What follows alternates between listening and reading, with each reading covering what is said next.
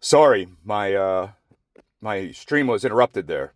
So anyway, there was this extremely hot Latina mother, this extremely hot Latina daughter, and they were in the shelves. And the Latina mother, I assume they were mother and daughter. Maybe there was just an older Latina and a younger Latina. Anyway, they were talking about Nietzsche. And I'm like, I didn't know Latinas knew about Nietzsche. I mean, I guess some of them can have high IQs too. There can be Latinas. Sorry, it was just a little hot in here. They can have high IQs as well. Lowering the window. So anyway, they can be high IQ as well. So they were in the shelves, and the Latina mother and daughter were talking about Nietzsche, and they were like, ay ay ay, Nietzsche, Nietzsche, Nietzsche, Nietzsche, Nietzsche, laka, Nietzsche, Nietzsche, Nietzsche, Nietzsche, Nietzsche. So I was like, oh wow, I should go over and talk to them. But I didn't. I chickened out. Instead of talking to this hot Latina mother and daughter who were in the library talking about Nietzsche, I chickened out and I went home to have a date with Rosie Palm and her five sisters.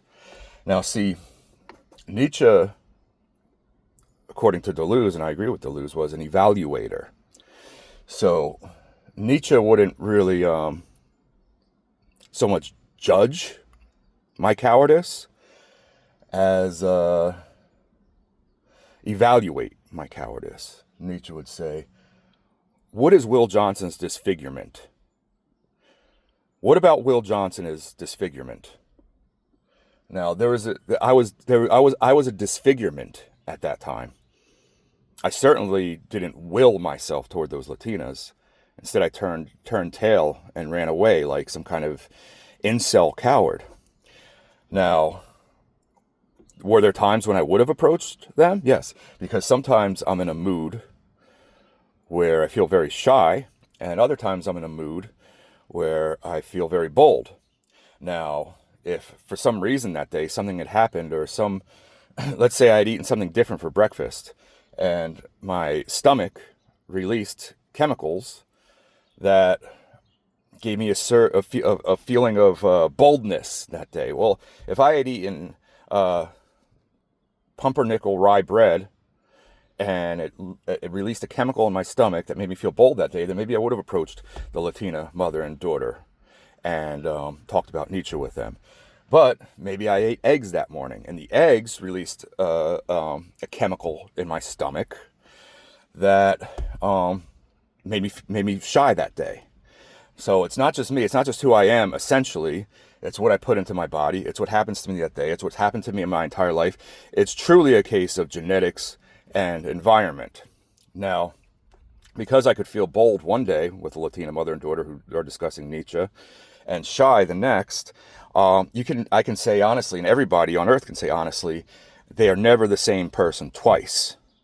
Now, is there hexaity? Hexaity is like you're you no matter what. Like even if they just completely took out my brain and just held me up and just kept me breathing, I would still be Will Johnson and only Will Johnson. That's hexaity.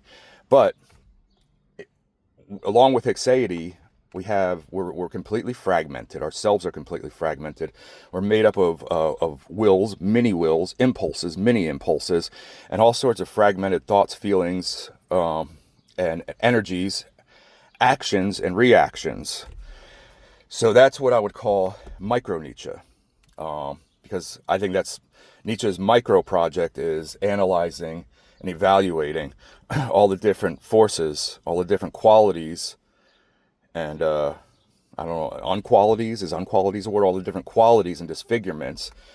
Even Jason Reza Giorgiani said that Nietzsche would be Nietzsche was wasted some potential in that he didn't really evaluate the paranormal. Now, if I went to the library and there are non-human intelligences and ghosts and goblins, well, we'd have to evaluate them too in their hexaity, but also in their will, their impulses, their mini wills, their mini impulses. Okay, so maybe I'm not that I'm saying that I'm smart enough, but maybe I could extend Nietzsche's project to the paranormal, like Jason Reza Giorgiani is trying to do. And he's a little bit too much of a whack job, but what am I? I'm a fucking whack job. This will conclude my anti Jordan Peterson Nietzsche class. Okay, and as far as those Latinas, I mean, see, Nietzsche is a very optimistic thinker. He thinks there are things you can do that will affirm life rather than negate life. Now, if I had approached those Latinas, who knows? Those two hot Latinas, those Latina mother and daughters, they could have been heirs to a generational cartel. They could have been billionaires who somehow were the only ones to get out of Medellin and take all of Pablo's money with them. And if I had only talked to them about Nietzsche, I mean, I could be living on a hacienda in Colombia right now, riding horses, having maids, serve me tea, and I'd be like Scarface when he went to Alex Sosa's mansion. I'd be eating the fruit out of the hand washing bowl because I'm essentially, a vulgar individual. But I didn't talk to those Latinas, so nothing happened. But at the same time, one thing I've learned is that Latinas are not the answer to all of life's problems. I know it seems that way, but they're not. Ask my wife. Like even Billy the Kid, who is a great American icon, a great American archetype, even though I can't stand Jung.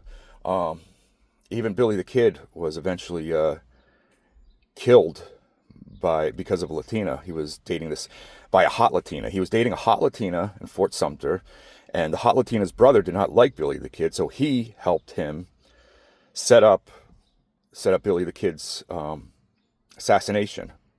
So, the hot Latinas are fine, but you have to watch out for their families sometimes, okay? Because you'll end up like Billy the Kid. All of a sudden, Pat Garrett will be waiting for you in the dark, and boom, that's it.